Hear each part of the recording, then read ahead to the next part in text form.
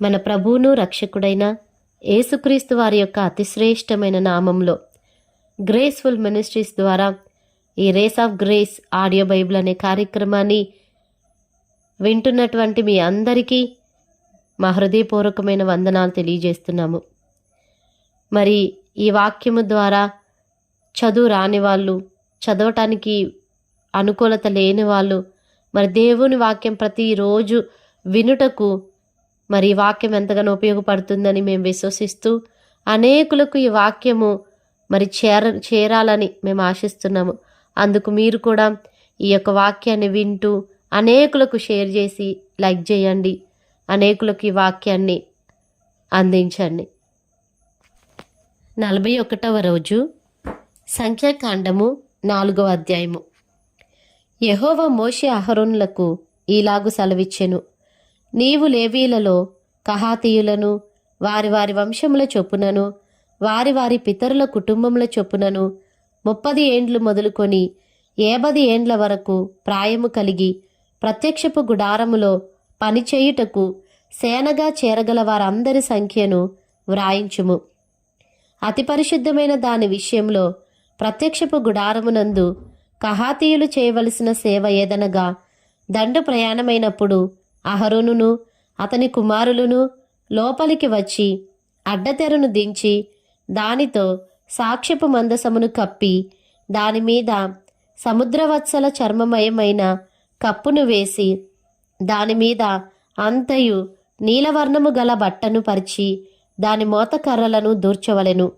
సన్నిధి బల్ల మీద నీలి బట్టను పరిచి దానిమీద గిన్నెలను, ధూపార్తులను, పాత్రలను, తర్పణ పాత్రలను ఉంచవలెను. నిత్యముగా ఉంచవలసిన రొట్టెలును దానిమీద ఉండవలెను. అప్పుడు వారు వాటి మీద ఎర్రబట్ట పరిచి దానిమీద సముద్రవత్సల చర్మపు కప్పు వేసి దాని మోతకర్రలను దూర్చవలెను.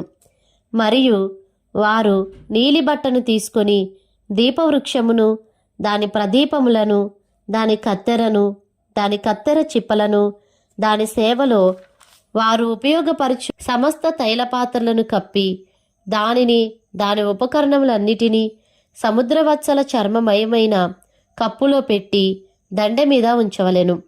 మరియు బంగారమయమైన బలిపీఠం మీద నీలిబట్టను పరిచి సముద్రవత్సల చర్మముతో దానిని కప్పి దాని మోతకర్రలను దూర్చవలెను.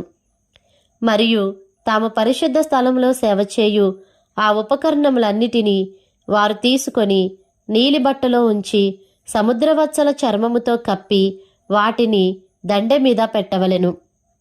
వారు బలిపీఠపు బూడిద ఎత్తి దానిమీద ధూమ్రవర్ణము గల బట్టను పరిచి దానిమీద తమ సేవోపకరణములన్నిటినీ అనగా ధూపార్తి ముండ్లు, గరిటెలు, గిన్నెలునైన బలిపీఠపు ఉపకరణములన్నిటినీ దానిమీద పెట్టి సముద్రవత్సల చర్మమయమైన కప్పును దానిమీద పరిచి దాని మోతకర్రలను తగిలింపవలెను.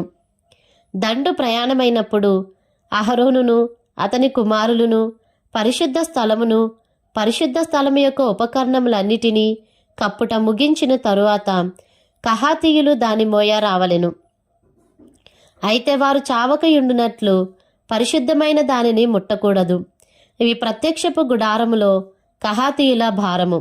యాజకుడగు అహరోను కుమారుడైన ఎలియాజరు పై విచారణలోనికి వచ్చినవి ఏవనగా, దీపతైలము, పరిమళ ధూప ద్రవ్యములు, నిత్య నైవేద్యము, అభిషేక తైలము.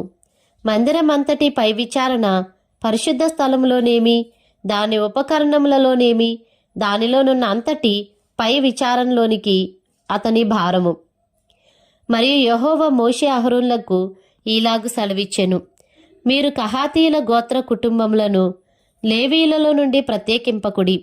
వారు అతి పరిశుద్ధమైన దానికి సమీపించినప్పుడు వారు చావక బ్రతికియుండునట్లు మీరు వారిని గూర్చి చేయవలసినదేదనగా, అహరోనును అతని కుమారులను లోపలికి వచ్చి ప్రతి వానికి వాని వాని పనియు వాని వాని బరువును నియమింపవలెను. వారు చావకయుండునట్లు పరిశుద్ధ స్థలమును రెప్పపాటు సేపైనను చూచుటకు లోపలికి రాకూడదు. మరియు యెహోవా మోషేకు ఇలాగు సెలవిచ్చెను, గెర్షోనీయులను వారి వారి పితరుల కుటుంబముల చొప్పునను వారి వారి వంశముల చొప్పునను లెక్కించి సంఖ్యను వ్రాయించుము. 30 ఏండ్లు మొదలుకొని 50 ఏండ్ల వరకు వయస్సు కలిగి ప్రత్యక్షపు గుడారములో సేవ చేయుటకు సేనలో పనిచేయ చేరు వారందరినీ లెక్కింపవలెను. పనిచేయుటయు మోతలు మోయుటయు గెర్షోనీయుల సేవ.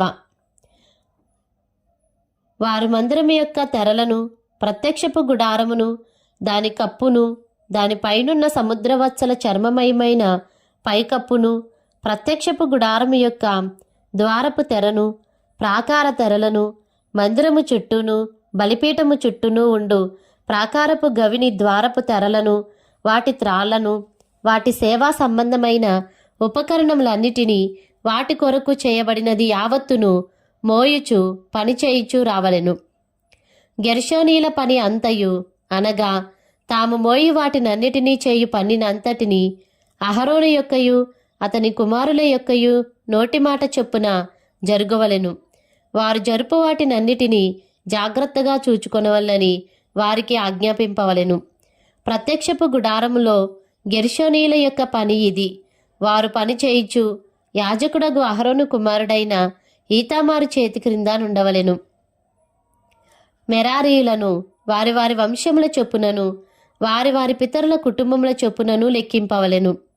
30 ఏండ్లు మొదలుకొని 50 ఏండ్ల వరకు వయస్సు కలిగి ప్రత్యక్షపు గుడారములో పనిచేయుటకు సేనగా చేరు వారందరినీ లెక్కింపవలెను.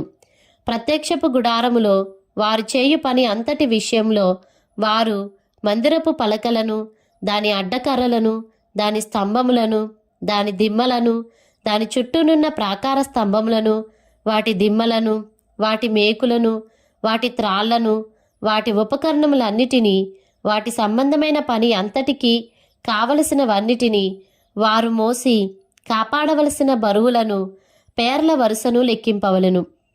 మెరారీల వంశములు ప్రత్యక్షపు గుడారములో యాజకుడగు అహరోను కుమారుడైన ఈతామారు చేతి క్రింద చేయవలసిన సేవ ఇది. అంతే వారు చేయవలసిన సేవ అని చెప్పెను. అప్పుడు మోషే అహరోనులు సమాజ ప్రధానులను, కహాతీయులను అనగా వారి వారి వంశముల చొప్పునను వారి వారి పితరుల కుటుంబముల చొప్పునను 30 ఏండ్లు మొదలుకొని 50 ఏండ్ల వరకు ప్రాయము కలిగి ప్రత్యక్షపు గుడారంలో సేవ చేయుటకు సేనగా చేరు వారందరినీ లెక్కించిరి. వారి వారి వంశముల చొప్పున వారిలో లెక్కింపబడిన వారు 2750 మంది. ప్రత్యక్షపు గుడారములో సేవ చేయ తగిన వారని కహాతీయుల వంశములలో లెక్కింపబడిన వారు వీరే. యెహోవా మోషే చేత పలికించిన మాట చొప్పున మోషే అహరోనులు వారిని లెక్కించిరి. గెర్షోనీయులలో వారి వారి వంశముల చొప్పునను వారి వారి పితరుల కుటుంబముల చొప్పునను లెక్కింపబడిన వారు అనగా 30 ఏండ్లు మొదలుకొని 50 ఏండ్ల వరకు ప్రాయము కలిగి ప్రత్యక్షపు గుడారంలో సేవ చేయుటకై సేనగా చేరు వారందరూ తమ తమ వంశముల చొప్పునను తమ తమ పితరుల కుటుంబముల చొప్పునను వారిలో లెక్కింపబడిన వారు 2630 మంది. ప్రత్యక్షపు గుడారములో సేవ చేయ తగిన వారని గెర్షోనీయులలో లెక్కింపబడిన వారు వీరే. యెహోవా నోటి మాటను బట్టి మోషే అహరోనులు వారిని లెక్కించిరి.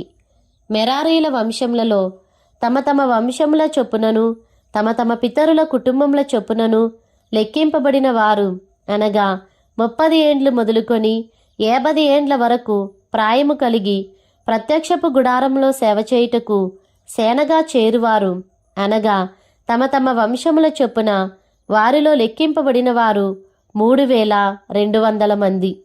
మెరారీల వంశములలో లెక్కింపబడిన వారు వీరే. యెహోవా మోషే చేత పలికించిన మాటను బట్టి మోషే అహరోనులు వారిని లెక్కించిరి.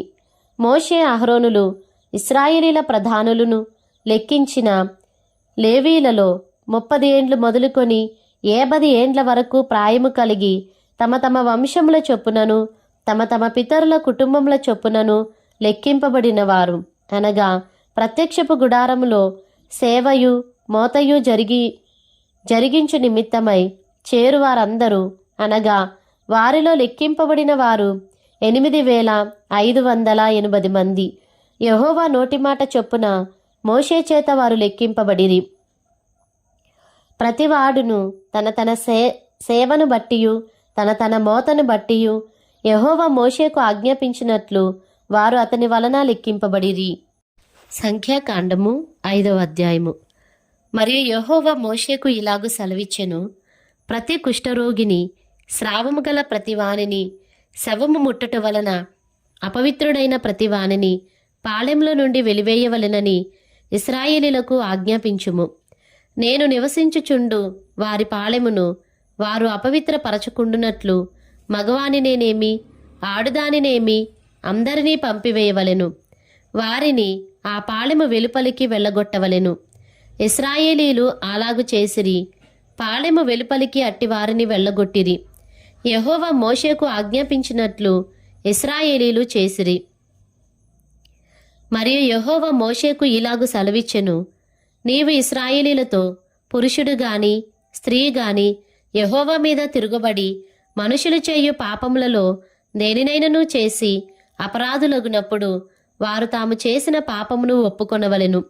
మరియు వారు తమ అపరాధము వలని నష్టమును సరిగా నిచ్చుకొని దానిలో 5వ వంతు దానితో కలిపి ఎవనికి విరోధముగా ఆ అపరాధము చేసిరో వానికిచ్చుకొనవలెను. ఆ అపరాధ నష్టమును తీసుకొనుటకు ఆ మనుషునికి రక్త సంబంధి లేని ఎడల యెహోవాకు చెల్లింపవలసిన అపరాధ నష్టమును యాజకుడు వారి నిమిత్తము ప్రాయశ్చిత్తము చేయుటకై అర్పించిన ప్రాయశ్చిత్తార్థమైన పొట్టేలును యాజకుని వగును. ఇశ్రాయేలీలు యాజకునికి తెచ్చు ప్రతిష్ఠితమైన వాటన్నిటిలో ప్రతిష్ఠింపబడిన ప్రతి వస్తువు యాజకుని వగును. ఎవడైనను ప్రతిష్ఠించినవి అతని వగును.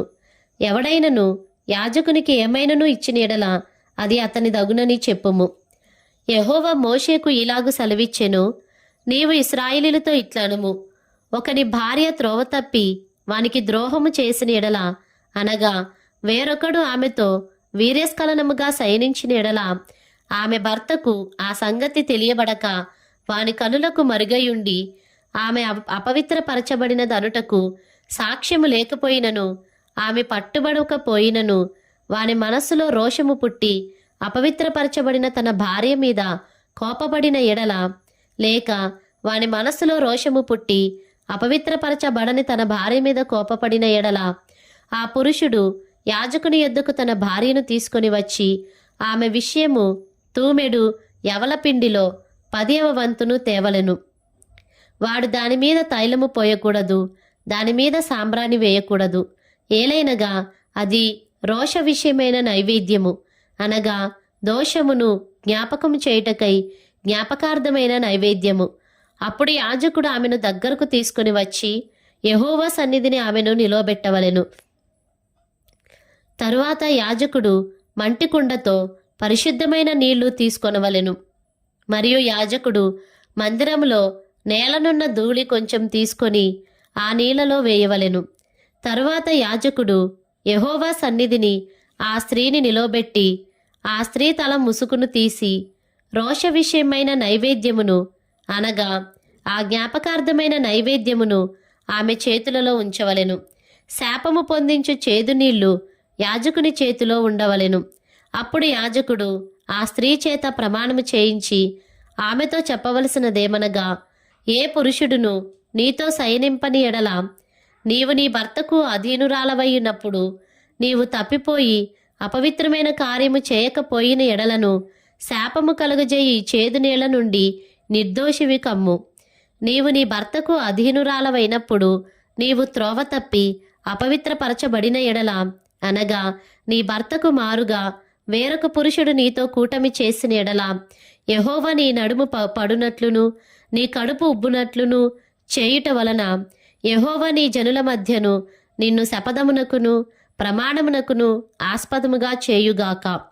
శాపము కలుగజేయు ఈ నీళ్లు నీ కడుపు ఉబ్బునట్లును నీ నడుము పడునట్లును చేయుటకు నీ కడుపులోనికి పోవునని చెప్పి యాజకుడు ఆ స్త్రీ చేత శపథ ప్రమాణము చేయించిన తరువాత ఆ స్త్రీ ఆమేన్ అని చెప్పవలెను. తరువాత యాజకుడు పత్రము మీద ఆ శపథములను వ్రాసి ఆ చేదు నీళ్లతో వాటిని తుడిచి శాపము కలుగజేయు ఆ చేదు నీళ్లను ఆ స్త్రీకి తాగింపవలెను. శాపము కలుగజేయు ఆ నీళ్లు ఆమెలోనికి చేదు పుట్టించును. మరియు యాజకుడు ఆ స్త్రీ చేతి నుండి దోష విషయమైన ఆ నైవేద్యమును తీసుకొని యెహోవా సన్నిధిని ఆ నైవేద్యమును అల్లాడించి బలిపీఠమునొద్దకు దాని తేవలెను.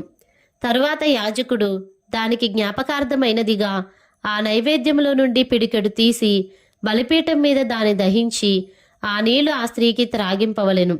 అతడు ఆమెకు ఆ నీళ్లు త్రాగించిన తరువాత జరుగునది ఏదనగా, ఆమె అపవిత్రపరచబడి తన భర్తకు ద్రోహము చేసిన ఎడల శాపము కలుగజేయు ఆ నీళ్లు చేదై ఆమెలోనికి చేరిన తరువాత ఆమె కడుపు ఉబ్బును, ఆమె నడుము పడిపోవును. ఆ స్త్రీ తన జనుల మధ్య శాపమునకు ఆస్పదముగా నుండును. ఆ స్త్రీ అపవిత్రపరచబడక పవిత్రురాలై ఉండిన ఎడల ఆమె నిర్దోషి అయి గర్భవతి అగునని చెప్పుము. రోషము విషయమైన విధి ఇదే. ఏ స్త్రీ అయినను తన భర్త అధీనంలో నున్నప్పుడు త్రోవ తప్పి అపవిత్రపడిన ఎడలనేమి, లేక వానికి రోషము పుట్టి తన భార్య మీద కోపపడిన ఎడలనేమి, వాడు యెహోవా సన్నిధిని ఆ స్త్రీని నిలబెట్టినప్పుడు యాజకుడు ఆమె ఎడల సమస్తము విధి చొప్పున చేయవలెను. అప్పుడు ఆ పురుషుడు నిర్దోషి అగును. ఆ స్త్రీ తాను చేసిన దోషమును భరింపవలెను. సంఖ్యాకాండము 6వ అధ్యాయము. మరియు యెహోవా మోషేకు ఇలాగు సెలవిచ్చెను, నీవు ఇశ్రాయేలీయులతో ఇట్లనుము, పురుషుడే గాని స్త్రీయే గాని యెహోవాకు నాజీరగుటకు ఎవరైనను మ్రొక్కుకొని తన్ను తాను ప్రత్యేకించుకొనిన ఎడల వాడు ద్రాక్షారస మద్యములను మానవలెను. ద్రాక్షారసపు చిరకనైనను మద్యపు చిరకనైనను త్రాగవలదు. ఏ ద్రాక్షారసమునైనను త్రాగవలదు. పచ్చివి గాని ఎండినవి గాని ద్రాక్ష పండ్లను తినవలదు. అతడు ప్రత్యేకముగా నుండి దినములన్నీయు పచ్చికాయలే గాని పై తోలే గాని ద్రాక్ష వలన పుట్టినదేదియో తినవలదు. అతడు నాజీరగుటకు మ్రొక్కుకొనిన దినములన్నిటిలో మంగళకత్తి అతని తల మీద వేయవలదు. అతడు యెహోవాకు తన్ను తాను ప్రత్యేకించుకొనిన దినములు నెరవేరు వరకు అతడు ప్రతిష్ఠితుడై తన తల వెంట్రుకలను ఎదుగనీయవలెను. అతడు యెహోవాకు ప్రత్యేకముగా నుండి దినములన్నిటిలో ఏ శవమును ముట్టవలదు. తన దేవునికి మీదు కట్టబడిన తల వెంట్రుకలు అతని తల మీద నుండును గనుక అతని తండ్రి గాని తల్లి గాని సహోదరుడు గాని సహోదరి గాని చనిపోయినను వారిని బట్టి అతడు తన్ను తాను అపవిత్రపరచుకొనవలదు. అతడు ప్రత్యేకముగా ఉండు దినములన్నీయు అతడు యెహోవాకు ప్రతిష్ఠితుడుగా ఉండును. ఒకడు అతని యొద్ద హఠాత్తుగా చనిపోవుట వలన ప్రత్యేకముగా ఉండు వాని తల అపవిత్రపరచబడిన ఎడల అతడు పవిత్రపరపబడు దినమున అనగా 7వ దినమున తన తల గొరికించుకొనవలెను. 8వ దినమున అతడు 2 తెల్లగువ్వలనైనను 2 పావురపు పిల్లలనైనను ప్రత్యక్షపు గుడారం యొక్క ద్వారమునొద్దనున్న యాజకుని యొద్దకు తేవలెను. అప్పుడు యాజకుడు ఒక దానితో పాపపరిహారార్థ బలిని 2వ దానితో దహన బలిని అర్పించి, వాడు శవము ముట్టుట వలన పాపి అయినందున వాని నిమిత్తము ప్రాయశ్చిత్తము చేసి ఆ దినమున వాని తలను పరిశుద్ధపరచవలెను. మరియు తాను ప్రత్యేకంగా ఉండు దినములను మరలా యెహోవాకు తన్ను ప్రత్యేకించుకొని అపరాధ పరిహారార్థ బలిగా 7 ఏడాది గొర్రెపిల్లను తీసుకొని రావలెను. తన వ్రత సంబంధమైన తల వెంట్రుకలు అపవిత్రపరపబడిను గనుక మునుపటి దినములు వ్యర్థమైనవి. నాజీరు ప్రత్యేకముగా ఉండు దినములు నిండిన తరువాత వాని గూర్చిన విధి ఏదనగా, ప్రత్యక్షపు గుడారం యొక్క ద్వారమునొద్దకు వానిని తీసుకుని రావలెను. అప్పుడతడు దహనబలిగాను నిర్దోషమైన 7 ఏడాది మగగొర్రె పిల్లను, పాప పరిహారార్థ బలిగాను నిర్దోషమైన 7 ఏడాది ఆడు గొర్రె పిల్లను, సమాధాన బలిగాను నిర్దోషమైన ఒక పొట్టేలును, గంపెడు పొంగని పిండి అనగా గోధుమ పిండి వంటలను, నూనె కలిపిన గోధుమ పిండితో చేసిన భక్ష్యములను, నూనె పూసిన పొంగని పూరీలను, వాటి నైవేద్యమును, పానార్పణములను అర్పణముగా యెహోవా యొద్దకు తేవలెను. అప్పుడు యాజకుడు యెహోవా సన్నిధికి వాటిని తెచ్చి అతని నిమిత్తము పాపపరిహారార్థ బలిని దహన బలిని అర్పింపవలెను. యాజకుడు ఆ గెంపెడు పొంగని భక్ష్యములతో ఆ పొట్టేలును యెహోవాకు సమాధాన బలిగా అర్పింపవలెను. వాని నైవేద్యమును వాని పానార్పణమును అర్పింపవలెను. అప్పుడు ఆ నాజీరు ప్రత్యక్షపు గుడారం యొక్క ద్వారం నొద్ద తన వ్రత సంబంధమైన తన తల వెంట్రుకలు గొరికించుకొని ఆ వ్రత సంబంధమైన తన తల వెంట్రుకలు తీసుకొని సమాధాన బలి ద్రవ్యము క్రిందనున్న అగ్నిలో వేయవలెను. మరియు యాజకుడు ఆ పొట్టేలు యొక్క వండిన జబ్బను, ఆ గంపలో నుండి పొంగని యొక్క భక్ష్యమును, పొంగని యొక్క పూరిని తీసుకొని నాజీరు తన వ్రత సంబంధమైన వెంట్రుకలు గొరికించుకొనిన పిమ్మట అతని చేతుల మీద వాటిని ఉంచవలెను. తరువాత యాజకుడు యెహోవా సన్నిధిని అల్లాడింపబడు అర్పణముగా వాటిని అల్లాడింపవలెను. అల్లాడింపబడు బోరతోనూ ప్రతిష్ఠితమైన జబ్బతోనూ అది యాజకునికి ప్రతిష్ఠితమగును. తరువాత నాజీరు ద్రాక్షారసము త్రాగవచ్చును. మ్రొక్కుకొనిన నాజీరు తన కలిమి కొలది ఇచ్చు దాని గూర్చిన విధియు, అతడు నాజీరై ఉన్నందున యెహోవాకు అర్పింపవలసిన దాని గూర్చిన విధియు ఇదే. తాను మ్రొక్కుకొనిన మ్రొక్కుబడి చొప్పున నాజీరును గూర్చిన విధిని బట్టి ఇది అంతయు చేయవలనని చెప్పుము. యెహోవా మోషేకు ఇలాగు సెలవిచ్చెను, నీవు అహరోనుతోనూ అతని కుమారులతోనూ ఈలాగనుము, మీరు ఇశ్రాయేలీలను ఈలాగు దీవింపవలెను. యెహోవా నిన్ను ఆశీర్వదించి నిన్ను కాపాడునుగాక. యెహోవా నీకు తన సన్నిధిని ప్రకాశింపజేసి నిన్ను కరుణించునుగాక. యెహోవా నీ మీద తన సన్నిధి కాంతి ఉదయింపచేసి నీకు సమాధానము కలుగజేయునుగాక.